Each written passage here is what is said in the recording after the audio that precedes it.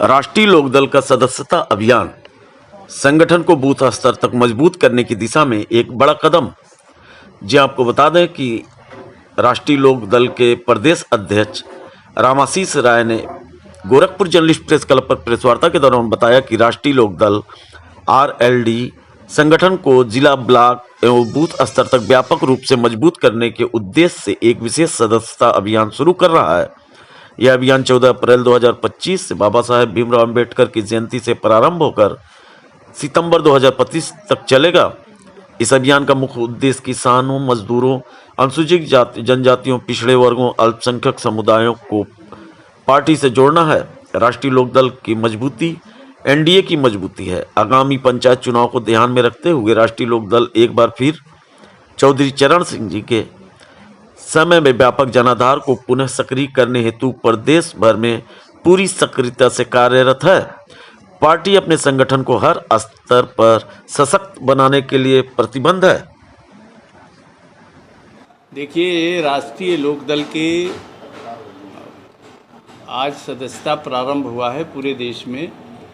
उसमें उत्तर प्रदेश में भी आज सदस्यता का शुभारंभ हुआ है। आज अंबेडकर जी की जयंती है और अंबेडकर जी की जयंती से हमारे पार्टी के राष्ट्रीय अध्यक्ष चौधरी जयंत सिंह ने निर्णय लिया है कि पूरे देश में राष्ट्रीय लोकदल आज से सदस्यता प्रारंभ करते हुए अपने पार्टी के साथ समाज के गरीब, दलित, पीड़ित ऐसे सारे तबकों को पार्टी के साथ जोड़ने का कार्य करेगा। उसी क्रम में आज गोरखपुर में मेरी ये आज का कार्यक्रम है प्रदेश अध्यक्ष के रूप में। आज मेरा कार्यक्रम यहाँ लगा है। राष्ट्रीय महासचिव त्रिलोक त्यागी लखनऊ में है और हम लोगों ने आज यहाँ लगभग 50 ऐसे कार्यकर्ताओं को पार्टी के साथ जोड़ा है, जिनको मेंबर बनाया है, जो विभिन्न क्षेत्रों से अपने अपने समाज में स्थान रखते हैं। हमारे गणेश प्रसाद जी रिपब्लिकन पार्टी के महासचिव थे, उन्होंने ज्वाइन किया। सुधाकर पांडे जी हमारे जो राष्ट्रीय सचिव और पूर्वांचल बनाओ मंच के अध्यक्ष रहे, आज उन्होंने पार्टी ज्वाइन किया है। ऐसे तमाम सारे लोगों ने आज पार्टी ज्वाइन किया है। तो उसी के संदर्भ में आप सबसे बात करना है कि राष्ट्रीय लोकदल ने फैसला किया है कि अपने संगठन का तंत्र को बूथ लेवल तक मजबूत करने के लिए हम व्यापक पैमाने पर सदस्यता अभियान प्रारंभ करने जा रहे हैं।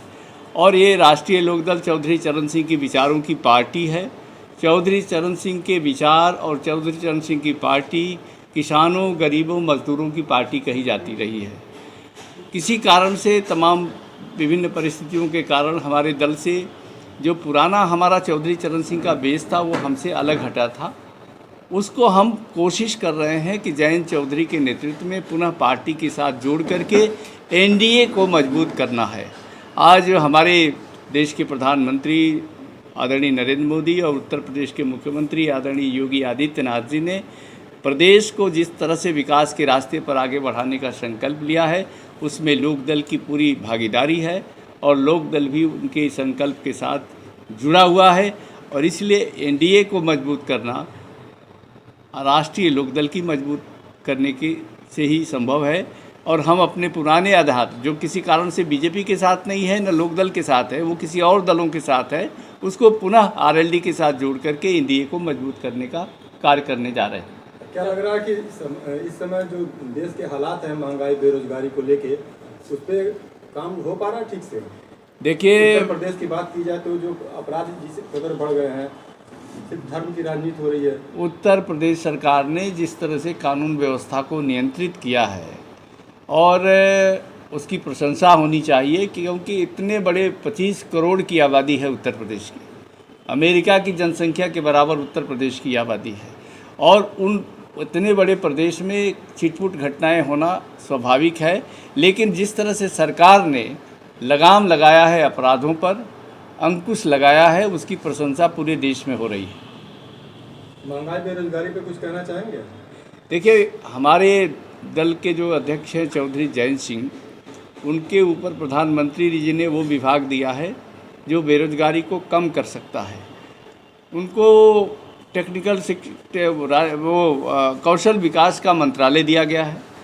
प्रधानमंत्री और एनडीए की सरकार ये चाहती है कि कौशल विकास के माध्यम से कुटीर उद्योग धंधों का जाल फैलाया जाए और उसके माध्यम से लोगों को रोजगार मुहैया कराया जाए। इस दिशा में सरकार कारगर कदम उठा रही है। बेरोजगारी दूर करने में सरकार एक तरह से देखा जाए तो नाकाम है। नहीं, कई लाख लोगों को, अभी कई लाख प्रशिक्षित लोगों को विदेशों में काम करने का अवसर मिला है। आप विदेशों की बात कर रहे हैं, देश की भारत के लोग गए हैं विदेशों में काम करने के लिए ना। जब वो प्रशिक्षित होंगे, हमारे देश के नौजवान जो बेकार हैं, पढ़े लिखे हैं, उनको हम टेक्निकल रूप से प्रशिक्षित कर रहे हैं। प्रशिक्षित करके उनको देश से बाहर भी और देश के अंदर भी उनको रोजगार मुहैया कराने की दिशा में सरकार ने ठोस कदम उठाया है। सरकारी पदों पे जो रिक्तियां हैं वो भरी नहीं जा रही, जल्दी भरी जाएगी। अब उसका निजीकरण का जो है लगातार कर्मचारी विरोध कर रहे हैं। पेंशन, पुरानी पेंशन के कर्मचारी मांग कर रहे हैं। सरकार, देखिए, बदली हुई परिस्थितियों में सरकार को बेहतर व्यवस्था और बेहतर मैनेजमेंट करने के लिए जो भी आवश्यक है उस पर सरकार कदम उठा रही है। क्या